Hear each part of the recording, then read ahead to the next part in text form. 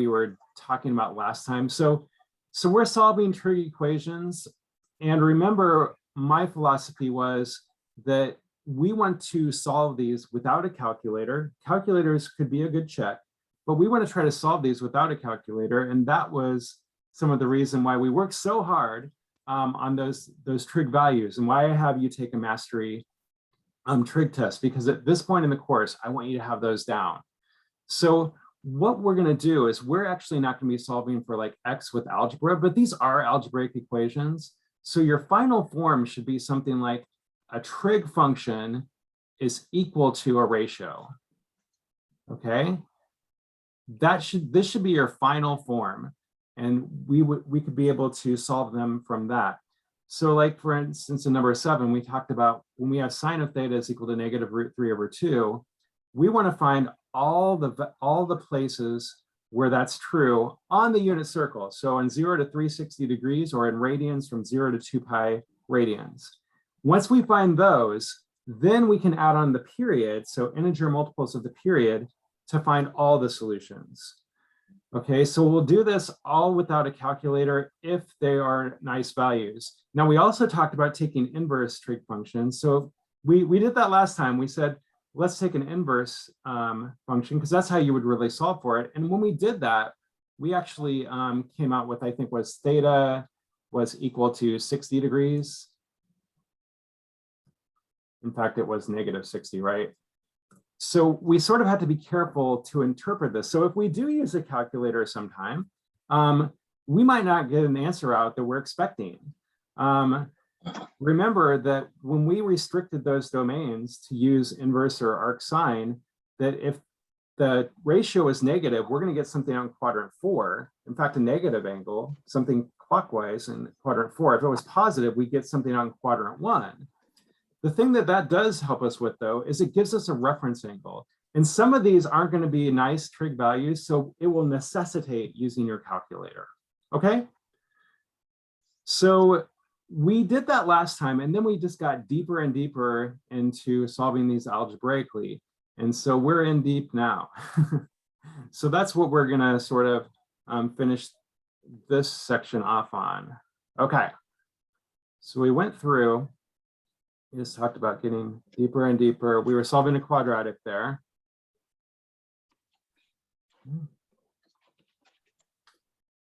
And so I wanted to look at maybe some of these ones here, where we are looking at solving for these trig functions. All right. So let's go ahead. I want to take a look at number 104 for a minute. So in solving cosine of x plus 2 sine x cosine of x equals 0, which is the best first step? Which is the best first step in solving that? So we're looking at 104 there. I'm going to give you, this is going to be really fast. I'm going to give you a minute to think about what you would do to solve that equation. So we're looking at this, and we sort of want to find a strategy. What would the best first step be? So don't say it, type it in chat.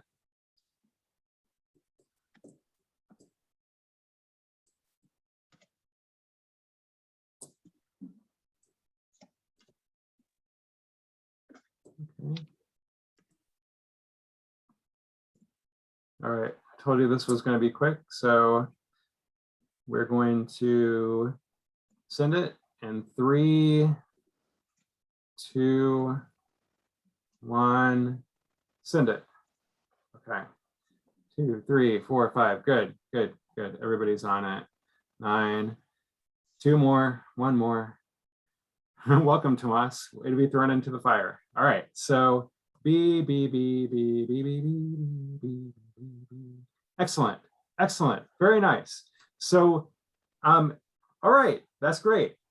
You're on it today. So we would go ahead and factor that cosine out first, because that's going to allow us to set each one of these factors equal to 0.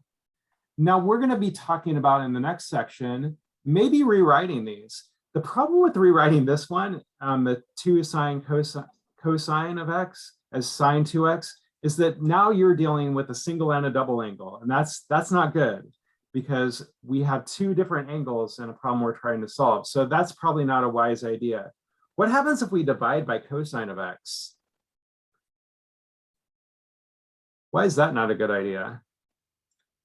Because it's not defined in 0, so we can Right. have a make exception. Yeah, we're actually going to lose solutions that way, right? You know, maybe like in college algebra, you would have, let's say, something like x squared minus x is equal to 0. And some students would be like, okay, I just want to go ahead and divide by x. So if we solved it the correct way, we would get x is equal to 0 and x is equal to 1. But if we went ahead and divided this thing by an x, we would only get x is equal to 1. So we would lose a solution there. So we never want to divide by anything that has a variable in it because we lose a solution. And Ali's right.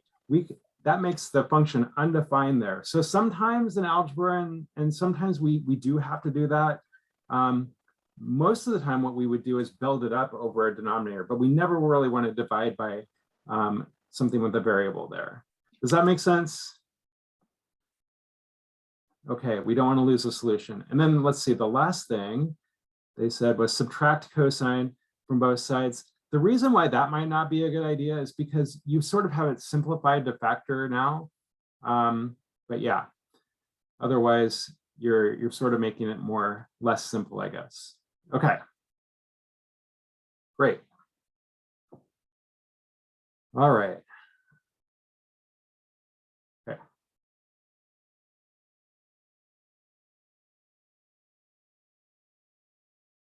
All right, so let's try number 106 there. So I want you to try to solve for this equation. And notice that in here, we have a sum of angles here. So in this one, it might be tempting, and it might actually work to use like a cosine of a sum there, although you will be getting a cosine and a sine in there, and it might not be a nice angle.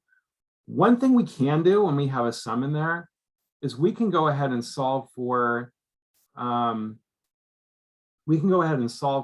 chunk in the middle, and then we can think about solutions. So this is a technique we're going to be using in a little bit. So I'm going to go ahead and divide by that 2 there. So I have cosine of something. Now, if you really wanted to, you can make a substitution for the inside part.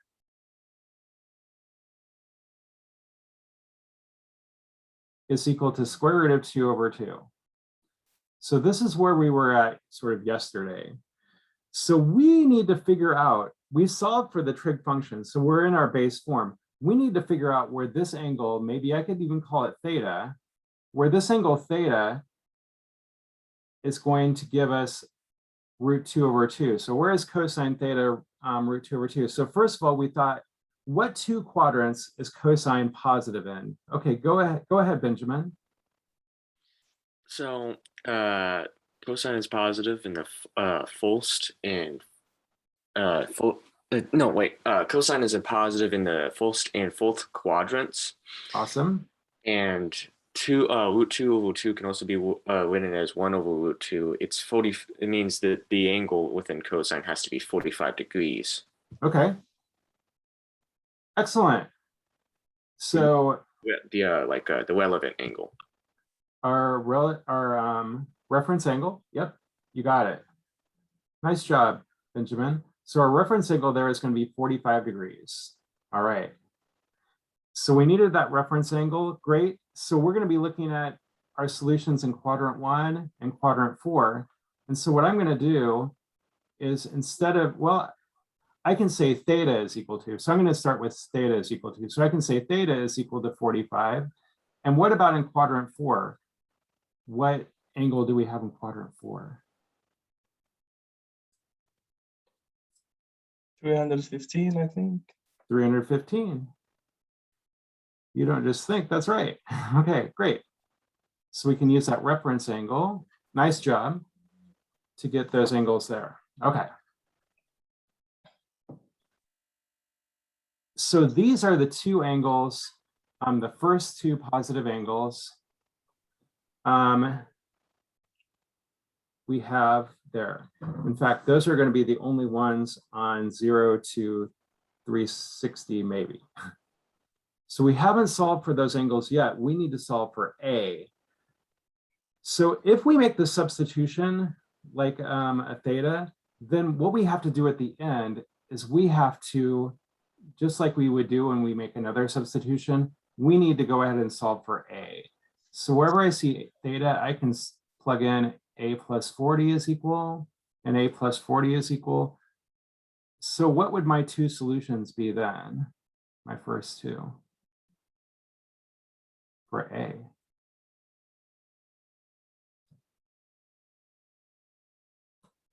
$85 and $355.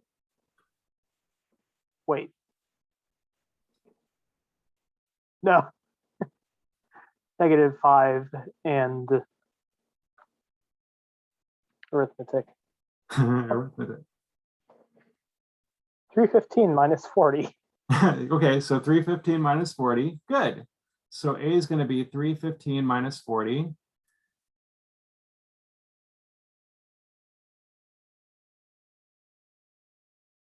What is that? 375? No, 275? Is that right? Yeah. Okay. And what's the one up here?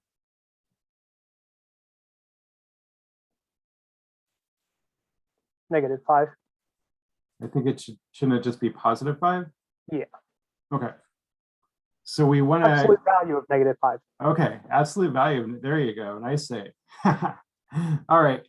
So these two should be our answers there. So notice what we're doing here is when you have a chunk that you're solving for, you can stop when you get to that trig function, use what we did last time to figure that out, and then go ahead and solve for the angle. So what is our answer going to be up here for this problem? D. D, yeah. So this one was a tricky problem. It's like, what is the sum of the first two? So that, okay, I'll tell you what, that could be a question that you would see on the math contest when you come in and take it next Wednesday. Because they don't want you to give you those solutions right out. They want to say like, what is the sum? They want to do something that, even though you can use your calculator, that if you're not like really on it, a calculator wouldn't help you too much, okay? So sometimes, you know, when you're given a multiple choice test, you can just like plug things in and eliminate things. And I encourage you to do that if you're taking that math contest, but sometimes they word things where you have to actually solve things there. Okay, great. Are there any questions there? All right. Well, okay, let's go ahead and start looking at a different technique here. So I'm going to close this down and go back to my notes. Okay, my screen sharing has stopped. And now it's going to go back. All right. So I'm going to go to Canvas. I'm going to click on modules. I think I've made this available for y'all. Yeah, so 6.2 and 6.3 notes. So I'm going to pop that out.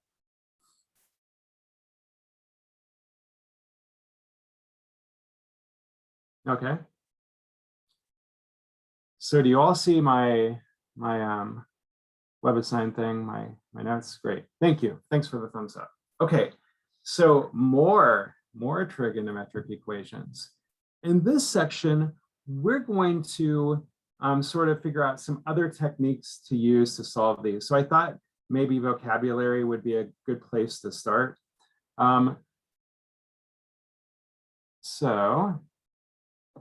To solve an equation containing secant, cosecant, or cotangent functions, first rewrite each function using, what do you think we should use there?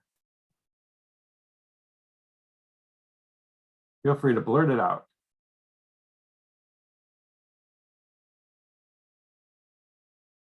I'm gonna say reciprocal.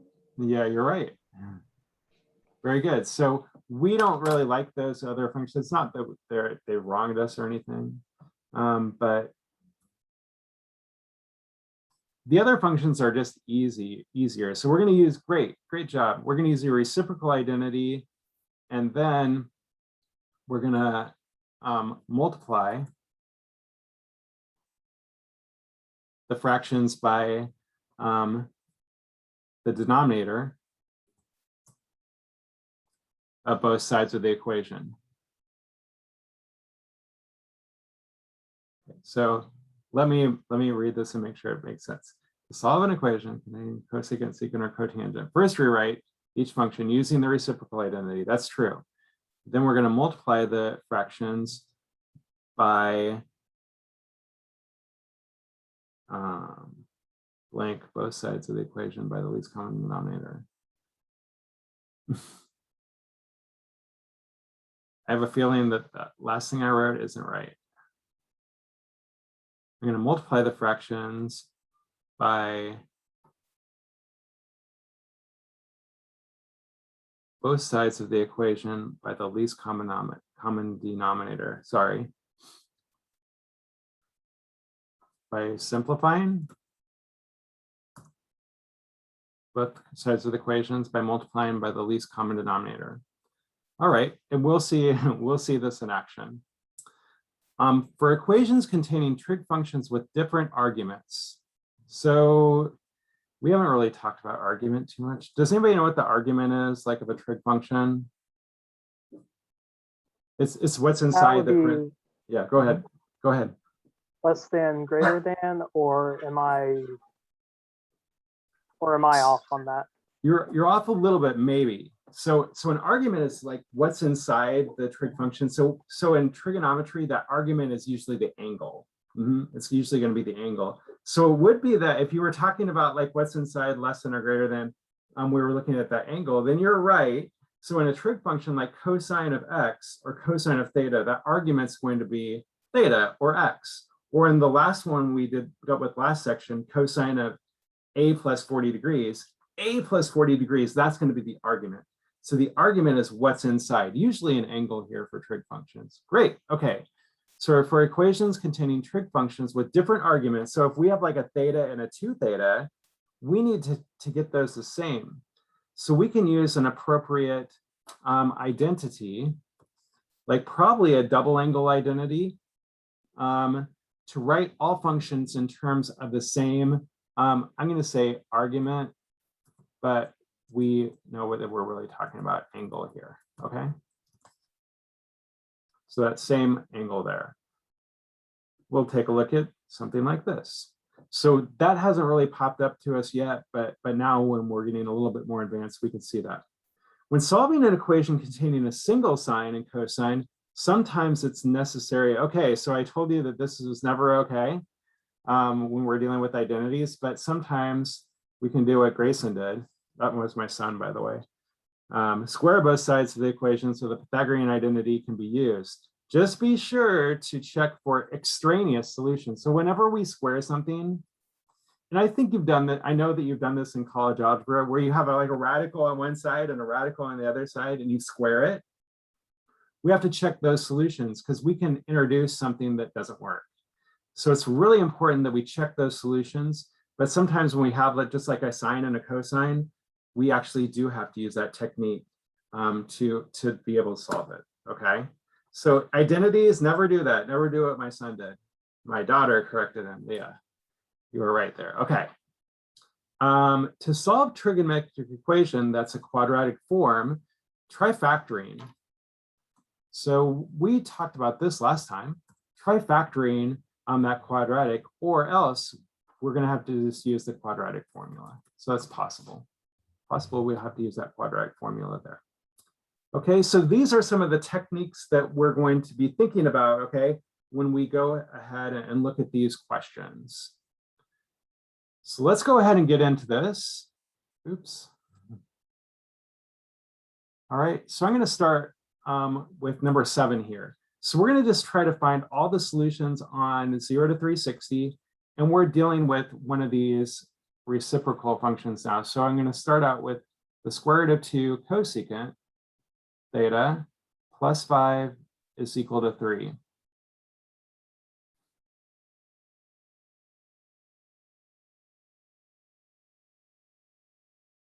Okay.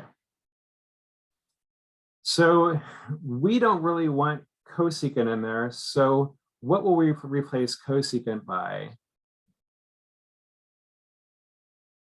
1 over sine. 1 over sine. Great. All right. So I'm going to replace that cosecant by 1 over sine. And then I'm going to get an equation that looks like this. Nice job. So 2 over sine theta, or root 2 over sine theta, plus 5 is equal to 3. So now I do have a denominator there. So our next step we talked about was to multiply by that least common denominator to simplify things out of there. So I'm going to multiply both sides of this equation by that sine theta now.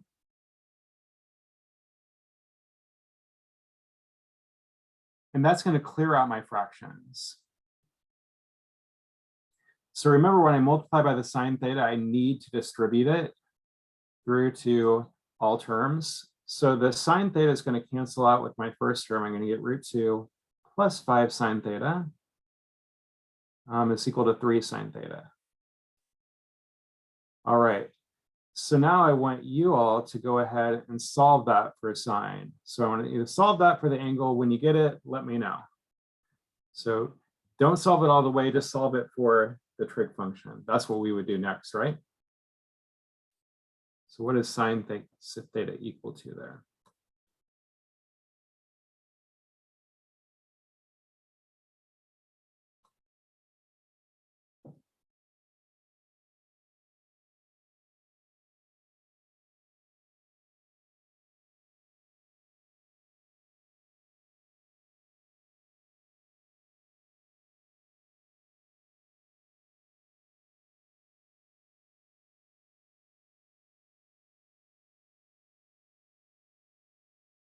Anybody get it?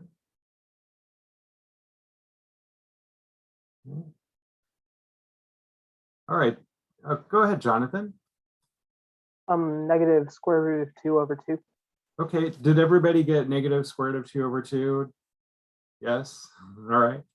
Okay, okay, great. So this is like what we did last time, right? When we had an equation like this, it's a linear equation. So you can sort of think of it as like, if you don't like radicals, you can think of it as like, hey, I'm solving for 2 plus 5x is equal to 3x. What would I do? I would subtract the 5x and I divide by the negative 2. So that's exactly what we're doing here. Nice job. So when we get those signs together on one side, we subtract that 5x, and then we're just going to divide by the negative 2. So I have sine of theta is equal to negative root 2 over 2. Okay, so now, Gavin, where is sine negative? 3 and 4. Excellent. So this is a famous angle. If it wasn't a famous angle, we would have to rethink our approach, but it's famous. So we know that sine is negative in quadrant 3 and 4. Nice job, Gavin. Thank you for helping. And the sides of the triangle, so sine is opposite over hypotenuse. Opposite over hypotenuse, opposite. I guess it's not really going to matter there. But yeah, okay. So what is a reference angle for this? Do you know, Ryan, what a reference angle for this would be? So we want to know like what angle this would be here. And we're working in degrees, so we don't even need to use radians. A reference angle for 360 or For those triangles there. So we're really just looking for this reference angle here. So we have a root 2, 2 triangle. What are the angles for that triangle? We're looking for that reference angle.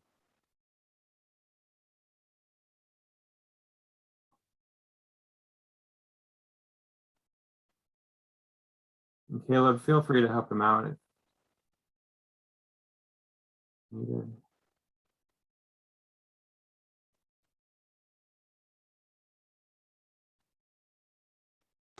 Not so sure. Okay. What about you, Caleb? Do you know it? No, I'm sorry. Okay, that's okay. Katie, can you help us out? Would it be 225 degrees? Yeah, yeah. And So then the this other is one, would that be 315? excellent, excellent. So remember, guys, so this was a trig values mastery test. If we have two sides of the triangle the same, and then the hypotenuse is root 2 times that, that's a 45, 45, 90. So these are the ones I need you to remember, So 45, 45, 90, 30, 60, 90. Those are the triangles I need you to remember, because now we're going to be using those to solve those. Great. So our reference angle, nice job, Katie. Thanks for helping out. So I know that the reference angle now, awesome, is 45 degrees. And as Katie said, in quadrant 3,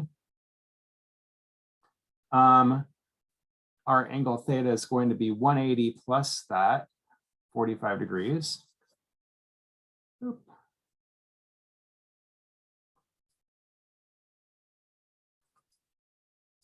And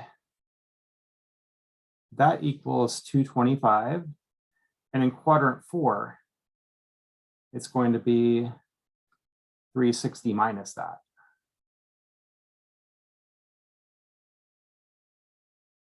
So in that case, she had 315. So those would be the two solutions for this equation. So if we plug those two solutions back in for cosecant, that's going to make that a true statement on the interval from 0 to 360.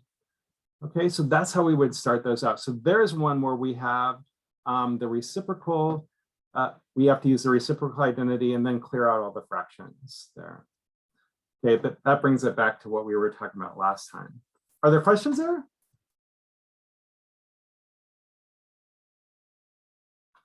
All right, I'm still gonna try to keep getting you all involved. You know, if you don't know it now, that's cool, but we wanna make sure that we get squared away, right? Before we go much further. All right, so I need to clear my drawing. There we go, okay.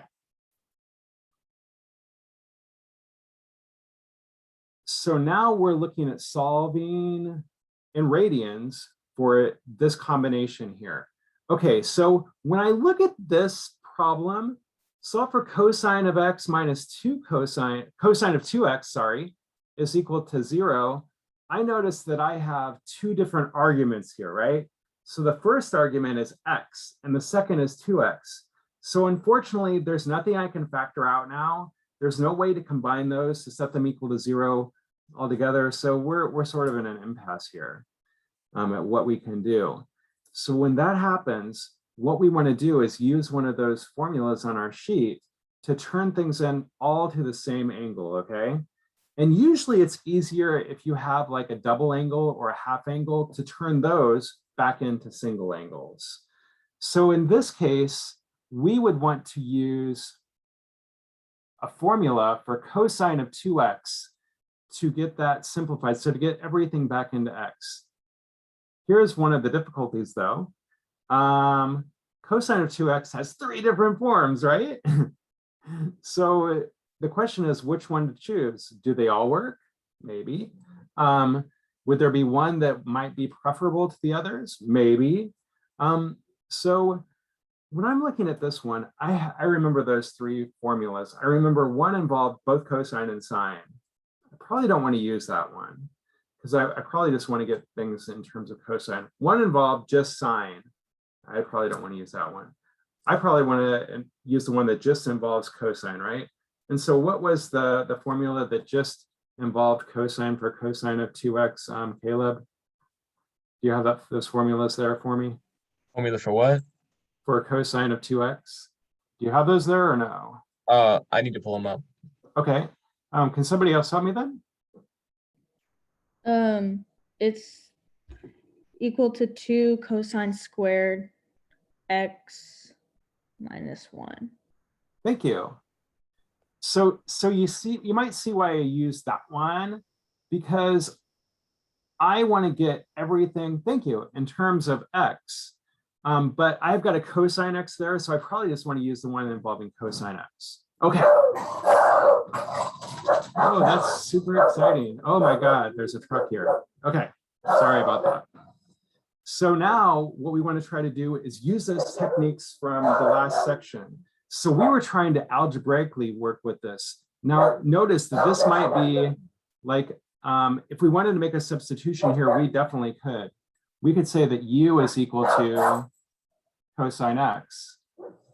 And then we would have u minus 2 times u squared minus 1. Okay. So I'm going to have to try to solve this algebraic. So this is just algebra now. So I'm going to factor in that negative. I'm going to have u minus 2u squared plus 1 is equal to 0. So I have a quadratic here. I've got it set equal to 0. I'm going to go ahead and try to factor it. So factoring, to me, it's easier than using the quadratic formula. If it works, sometimes it doesn't work.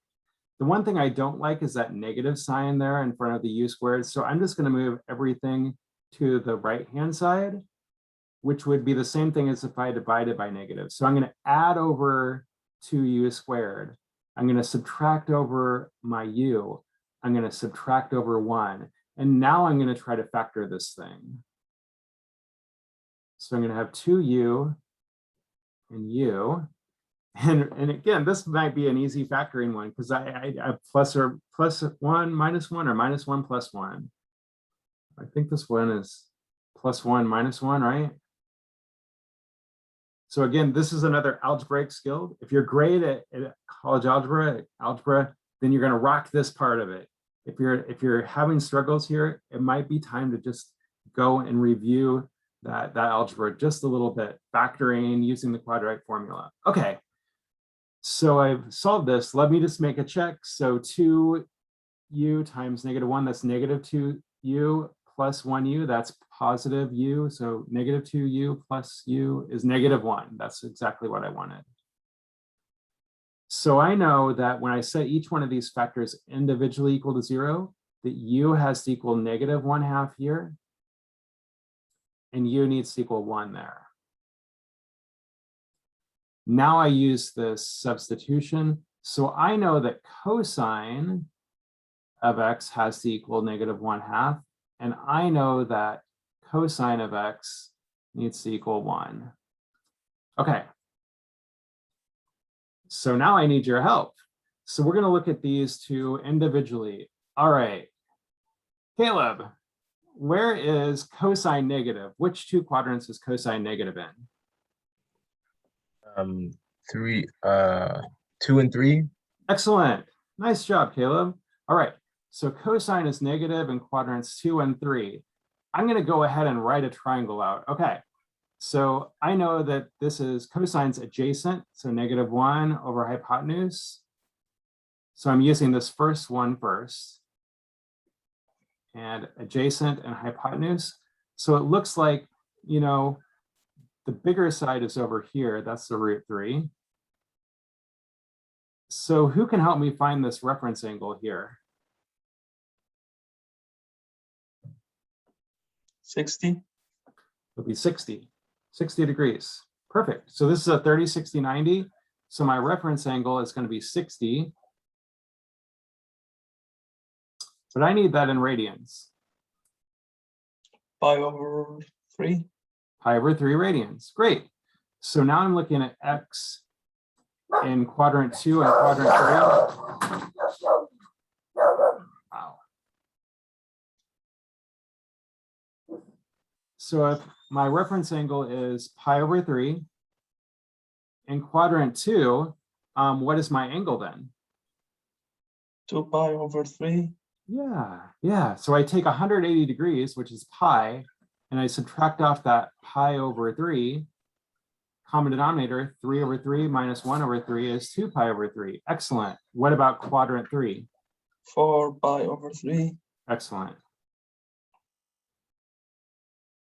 All right, so again, here's where algebra comes into play. If you're unclear about adding and subtracting fractions, now's the time to get it squared away. If you need help factoring or using the quadratic formula, now is the time to get help. The Math Resource Center, they're excellent. They have online office hours. Every hour they're open there. You can Zoom in. You can go there in person. 7 days a week, actually. All right, I'm here too. So definitely reach out to me. I'm here at the beginning and end of class, but I'm also available to try to give you a little bit of nudges. And some of you have used that through email. Great. Okay, so those are going to be the two angles for where cosine of x is equal to -1/2. Now I need to find what values cosine is equal to 1. And here, that's a quadrantal angle. So I can use my unit circle. So Brian, one more time, man.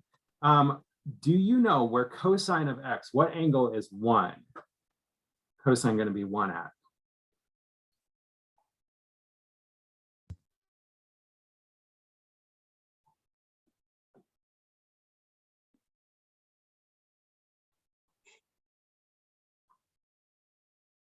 At pi?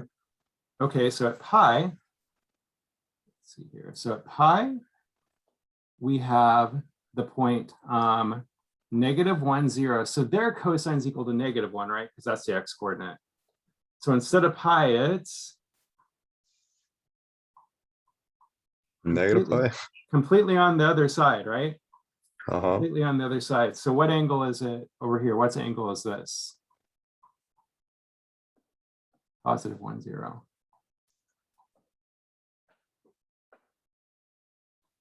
It is 90. That's just 0, man. Oh, So 0. yeah, Sorry. we start out here. 90 would be here, right? So we start Yes. out there, and then that's just going to be a 0 rating angle. So, and that's the only place on that interval there that we're going to get cosine equal to 1. So remember, when it's a quadrantal angle, we want to look at the x and y values because x is cosine and y is sine. So the only time that we're going to be at 1 is when we're to the right on that unit circle. And then from there, that's the max value. We're going to go down to 0 at 90 or pi over 2 radians. We're going to go to -1 at pi radians and so on back up to 0. So these would be my 3 solutions there. Notice we didn't square anything, so we didn't have to check anything there. And those would be my 3 solutions. If we want to, we can sort of look at this on Desmos. So I can try to do this on Desmos. I just have to make sure that I've got those down. So cosine of x minus cosine 2x. I'm going to try a new share. In fact, I should be able to get it from here, but tell me if I don't. So if I pulled up a Desmos thing here.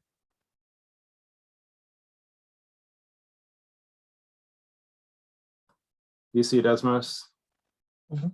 Okay, great. I was helping my daughter here this morning with linear equations. So let's see. So we were looking at cosine of x minus cosine of 2x. I feel like that was it. And we were trying to figure out where that function was equal to 0, right? Okay, and so let me go ahead and change my axes a little bit. So I'm going to make my x-axis go from, let's say, -4 pi to 4 pi. And I'm going to let my y-axis just go from whoops, sorry. Let's go from -5 to 5. I'll be in pi over 4 again, maybe. So now we can sort of check out and see what we had there. So here's that angle where cosine was 1, right? That's at 0. So that we're looking at where they intersect. So there's 1 at 0 here. Here's the one at 2 pi over 3, the one that Ali found, and that one was in the second quadrant, right? And then this one was 4 pi over 3. And that one was in the third quadrant. And then they repeat, right? So this one corresponds to 0. This one corresponds to 2 pi over 3. This one corresponds to 4 pi over 3. Okay, so you can always use this graph to sort of help you check things out there. Questions? All right, okay, great. Let's go ahead and keep going here. Am I showing my notes back there or no? Yes. Yes, okay, thank you. All right, okay, so here is one where we talked about we have things in terms of a same angle, but there's no way to get single angles without using like plus and minus square roots. There's no way to get those single angles into to change functions. So that was another thing Grayson did wrong in his proof. Did you see that? Like 1 minus cosine of x is equal to sine x. No, we can't do that, Grayson. Maybe it was 1 minus sine x is equal to cosine x. That's an improper identity. Now 1 minus cosine squared x is sine squared. So sometimes we have to use something like that. But here, everything's going to fail. So if all else fails and you have a cosine and a sine, what we're going to have to do is square both sides. So this is a place where, you know, unfortunately, we can't get sine and cosine together there. So we're going to have to square both sides. So when you have something like this, where you have two different trig functions of the same angle, we might just have to bite it and go ahead and square both sides. Before I square both sides, I could do it here, but what I might want to do is just move a cosine over. The thing is when I square something with two trig functions in it, that squaring out is going to be sort of messy. Whereas if I move one to the other side, then at least I'm just dealing with one trig function on one side. So this is just like when you have radicals in college algebra. I'm just going to move that cosine over. And then if all else fails, I'm going to square both sides. So I'm squaring this side, and I'm squaring this side. So when I square the left-hand side, the square root of 3 squared is 3, and then I have sine squared. One other thing Grayson did wrong, darn him, is he tried to square out 1 plus a trig function improperly. So remember, when you have this squared, you have to take those two times each other. So we're going to have to distribute out, right? So we'll have 1, and most of you caught this. This was really good. I was impressed. So 1 here, we have 1 cosine plus another cosine. That's 2 cosine theta. And then we have cosine times cosine. So we have a cosine squared theta. So I'm just going to take that and replace it here.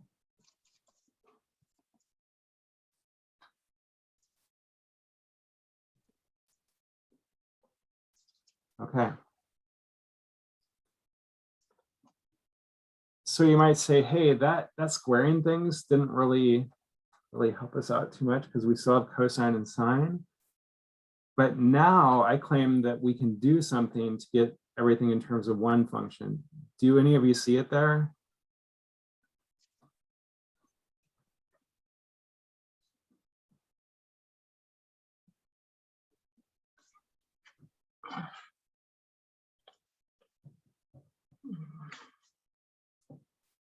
So sine squared equals 1 minus cosine squared. Exactly. Nice job, Ali. So here we can use that famous formula. So notice that we have 2 cosines here, but this is sine, but at least it's sine squared now. So we can properly use that Pythagorean identity here to replace sine squared by 1 minus cosine squared. That's true because sine squared plus cosine squared is 1. So we can manipulate that. And now, good news, we're all in terms of cosine here. So now we should be able to solve this quadratic. So this one took a few steps to work out, and we're not even close to done yet, but sometimes it works out that way. Are there questions there? All right, so this is a quadratic. What we need to do is get everything on one side, but before we do that, I need to distribute through. So I'll have 3 minus 3 cosine squared theta is equal to 1 plus 2 cosine theta plus cosine squared theta. If I want to get all my squareds positive, I'm going to move everything over to the right. So I'm going to add 3 cosine squared theta. I'm going to subtract 3. So I'll have 0 on my left-hand side. And so 3 cosine squared plus 1 cosine squared, that's 4 cosine squared theta. Plus 2 cosine theta. And then I'm going to subtract that 3 over. So I'm going to have minus 2. Okay. All right. So I can either Divided by 2. factor a 2 out or divide by 2. So you can divide by constants. Nice call. So if I divide by 2, I'm down to 2 cosine squared theta plus 1 cosine theta. So I have to divide 2 out of everything over here, minus 1, and maybe it factors. So this time I'm going to start trying to factor this. I'm not going to use a substitution. You could use a substitution. You could say u is equal to cosine and make that 2u squared plus u minus 1. But at some point, you can just try this. You can just try to use it without a substitution. So I know I need 2 cosine theta here and something. And I know I need that times cosine of theta and something. So let's see, again, I need plus and minus 1, but this time I need a minus 1 and plus 1, right? This seems pretty familiar, right? So that's going to give me, let's just check, minus cosine theta plus 2 cosine theta. Yep, that's the plus 1 cosine theta I need. So when I solve these, both for cosine of theta, I get cosine theta is equal to 1/2. And I get cosine theta is equal to -1. And we've done these for quite a while now, so let's just go ahead and do this quickly without making a mistake. Okay, so 1 and 2 and √3, that'll be the one in quadrant 1. And cosine's also positive down here. So I need a reference angle. 30 degrees. How 30. about 60? 60 or 30? I want to 30. make sure I'm right. What? 30. I think it's 60 because the across side is bigger than the adjacent side, right? 30 degrees. Reference angle. I think it's 60 It's 60. because this √3 is bigger than 1. So that means this angle is bigger. So it's the big angle, right? So it'd be 60 degrees or pi over 3 radians. It'd be pi over 3 radians, but it would be 60 degrees, right? Right. Okay, so in quadrant 1, it's just going to be the same as that reference angle. In quadrant 4, it would be 300, right?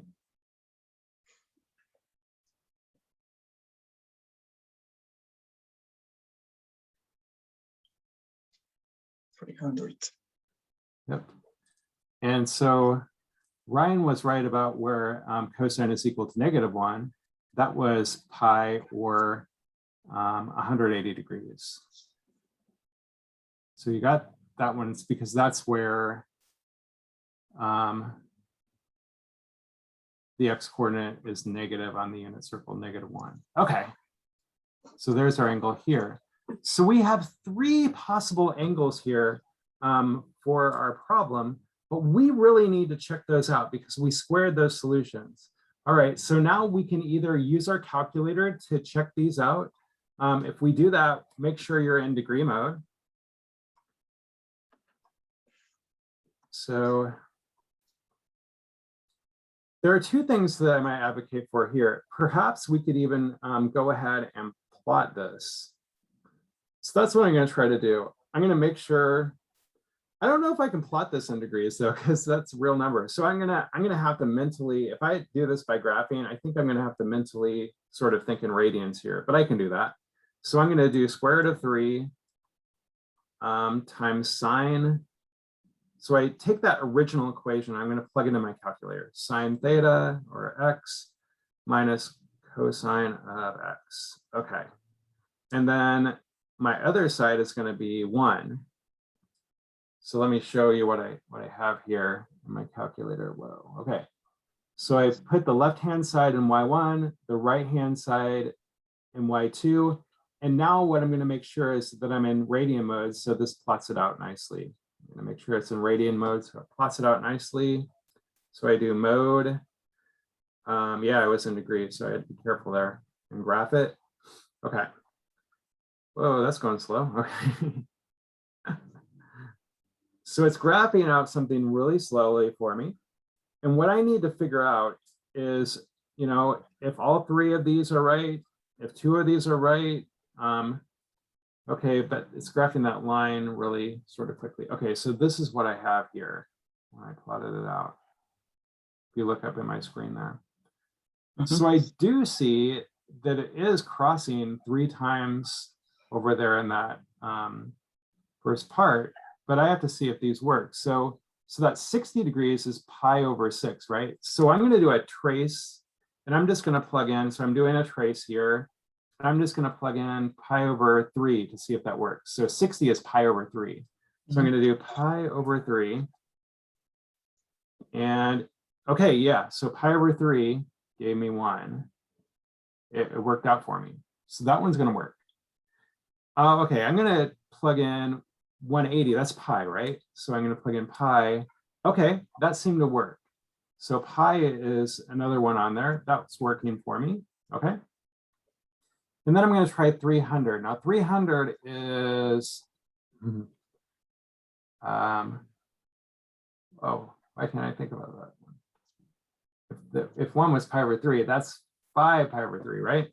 So I'm going to try 5 pi over 3. That's 300 degrees. All right. Look what happened. So when I put in 5 pi over 3 or 300 degrees, it doesn't work. It's not a place where the red line crosses the blue line. So that 300 degrees does not work for my equation. So it's extraneous. So whenever you square something, you have to be really super careful that you check for those extraneous solutions, and I'm going to cross that one out. So that one doesn't work. So in this case, I only have these 2 solutions. And then of course, if I wanted all the solutions, I could just add on multiples of 360, okay? So that's sort of a cautionary tale there. Questions? All right. So I think we've almost looked at all those techniques. I know I'm getting low on time here, but I want to try maybe one more, at least setting it up. I'm sorry, but first, were there questions on that last one? I'm sorry, I thought I heard somebody turn their camera or turn the microphone. No? Okay. So finally, something like this here. The technique we're going to be using, since we have a sine and a cosine here, is we could square both sides, but we do know that one of those is already squared, right? So we can use the Ali technique of, you know, when you see something like sine or cosine squared, to get the other one, we can use that Pythagorean identity. Okay.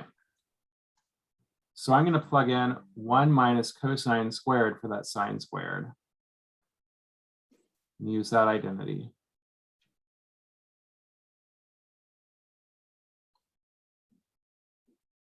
And that's going to leave me with another quadratic. Now, the reason I want to try to fit this one in the last 2 minutes, or at least get you started, is because this one, I believe, is not going to factor. We can check it out, but I'm going to go ahead and get everything on the right-hand side, so this cosine squared is positive. So if I add everything over to the right-hand side, I have 2 cosine squared minus 4 cosine theta. I Minus subtract the 1, 2 over, plus 1? minus that. Oh. Oh, yeah. Plus 1, is that plus 1 okay?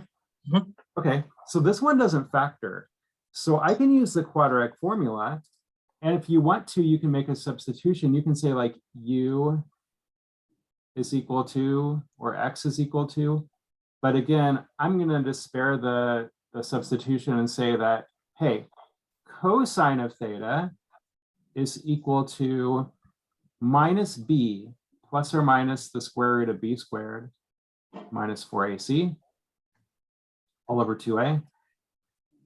That's my quadratic formula. So cosine of theta is equal to, let's see, minus a negative 4, that's 4, plus or minus negative 4 squared, minus 4 times a times c, all over 2 times a. So cosine of theta is equal to 4 plus or minus 16 minus 8, square root of 8 over 4. Or 8 Or is 2, square 2 and 8 divide is 2 by root 2. Yeah, there we go. Or this. And then if we're really super careful, we could even rewrite it like 1 plus or minus root 2 over 4. No, root 2 over 2. I almost messed that up. So we would have to break it into 2, right? So I do a 4 over 4. I know I'm doing some algebra quick here, but hopefully it'll make sense. So I'm canceling that out. So I get cosine of theta is equal to 1 plus or minus 2 root 2.